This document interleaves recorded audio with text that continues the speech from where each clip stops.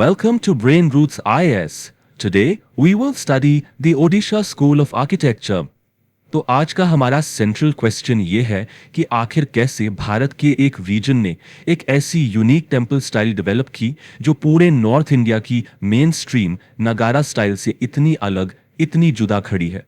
तो चलिए इस पजल को एक एक करके सुलझाते हैं। सबसे पहले हम द कलिंगा अनोमली को समझेंगे, मतलब ये इतनी अलग है ही क्यों। फिर हम इसके आर्किटेक्चरल ब्लूप्रिंट को डिकोड करेंगे। इसके बाद हम 3 मास्टरपीसेस को एक्सप्लोर करेंगे, लिंगराज, पुरी और कोणार्क, और आखिर में हम इसकी लेगेसी ऑफ इनोवेशन पर बात करेंगे। तो हमारा पहला सेक्शन है द कलिंगा अनोमली।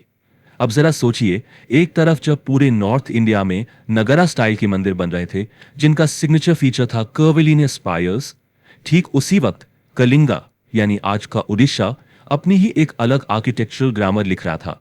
उन्होंने पत्थर में अपने खुद के नियम बनाए। तो सवाल ये उठता है कि आखिर ये ग्रामर थी क्या, इसके कोर कंपोनेंट्स क्या थे। चलिए इस ब्लूप्रिंट को डिकोड करते हैं और समझते हैं कि उड़ीसा के मंदिरों का यूनिक डीएनए आखिर है क्या। ओडिशा के मंदिरों में सबसे पहले एक फैसिनेटिंग आर्किटेक्चरल पैराडॉक्स देखने को मिलता है।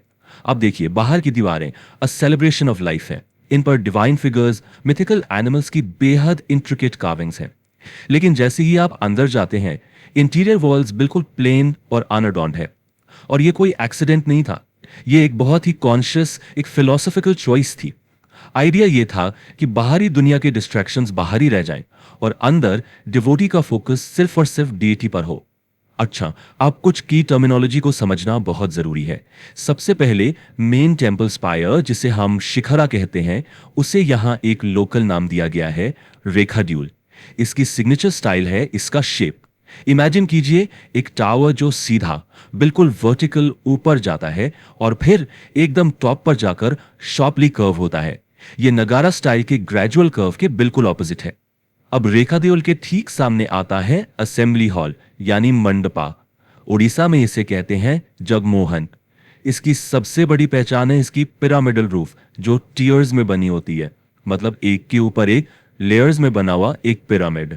लेकिन यहां एक बहुत बड़ा सवाल है, इन जगमोहन्स के अंदर इतना वास्ट ओपन स्पेस कैसे मिलता था। रिमेंबर, उस जमाने के बाकी मंदिरों में तो आपको अंदर पत्थर के खंभों की एक पूरी लाइन मिलती थी, तो यहां ऐसा क्या हालत था। जवाब है एक सिंगल वर्ड, आयन। ये कोई छोटी मोटी बात नहीं थी, ये एक इंजीनियरिंग रेवोल्यूशन था, the use of iron girders. सोचिए, ओडिशा के आर्किटेक्ट्स ने रूफ्स को सपोर्ट करने के लिए हैवी आयरन गर्डर्स का इस्तेमाल किया। इसका नतीजा, इंटरनल स्टोन पिलर्स की जरूरत ही खत्म हो गई, और जब पिलर्स हटे तो मिला एक वास्ट अनअब्स्ट्रक्टेड इंटीरियर स्पेस। यही वो इनोवेशन था जिसने इतने बड़े और इंप्रेसिव जगमोहन्स को बनाना पॉसिबल किया। Truly an engineering Marvel of its time. अच्छा, तो हमने थियोरी समझ ली, ब्लूप्रिंट डिकोड कर लिया। अब चलते हैं प्रैक्टिस पर और इसके सबसे शानदार एग्जाम्पल्स को देखते हैं। और शुरुआत करते हैं एक टेक्स्ट बुक एग्जाम्पल से। मतलब अगर आपको कलिंगा स्टाइल को उसकी प्योरेस्ट फॉर्म में समझना है तो आपको लिंगराज टेम्पल को देखना ही हो। लिंगराज टेम्पल एक तरह से आर्किटेक्चरल सिंथेसिस की मास्टर क्लास है। देखिए, एक तरफ है इसका 180 फुट ऊंचा सोअरिंग रेखा देव और उसे परफेक्टली बैलेंस कर रहा है एक परफेक्टली प्रोपोर्शन्ड जगमोहन, और इन दोनों का बेस है एक strict square ground plan. It's a perfect harmony of vertical height and horizontal space. यही तो कलिंगा स्टाइल का एसेंस है।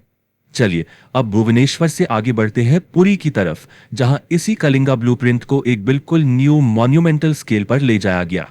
लेकिन पुरी में हमें एक बहुत ही सरप्राइजिंग एलिमेंट मिलता है, एक ऐसी चीज जो नॉर्थ इंडियन नागरा स्टाइल में आमतौर पर नहीं दिखती। इनफैक्ट ये फीचर साउथ इंडियन यानी द्रविडियन आर्किटेक्चर का एक क्लासिक फीचर है। और वो सरप्राइजिंग फीचर है मंदिर के चारों तरफ बनी एक मैसिव बाउंड्री वॉल, जिसे प्रकारा कहते हैं। नागरा आर्किटेक्चर में ये रेयरली देखा जाता है, और यही बात पुरी के जगन्नाथ मंदिर को खास बनाती है। यह सिर्फ एक हिस्टोरिकल मॉन्यूमेंट नहीं है, it is the living heart beat of Odisha's religious life. ये हाई वॉल इस पूरे लिविंग कॉम्प्लेक्स को प्रोटेक्ट करती है, और ये स्टाइल की इनक्रेडिबल स्केलेबिलिटी और एंड्योरेंस का सबूत है।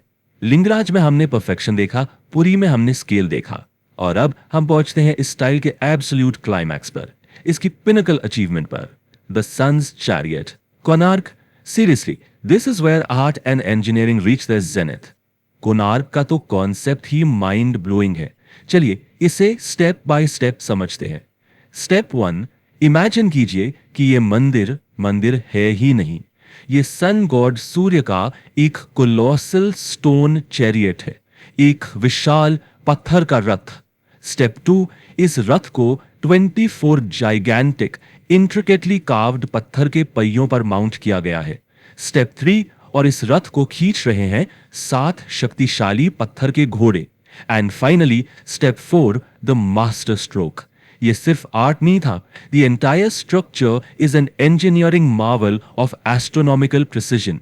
इसे ऐसे डिजाइन किया गया था कि उगते सूरज की पहली किरणें सीधा गर्भगृह में डीईटी पर पड़े। It's a perfect fusion of architecture and astronomy. यहां एक और इंटरेस्टिंग फैक्ट है कोणार्क के बारे में।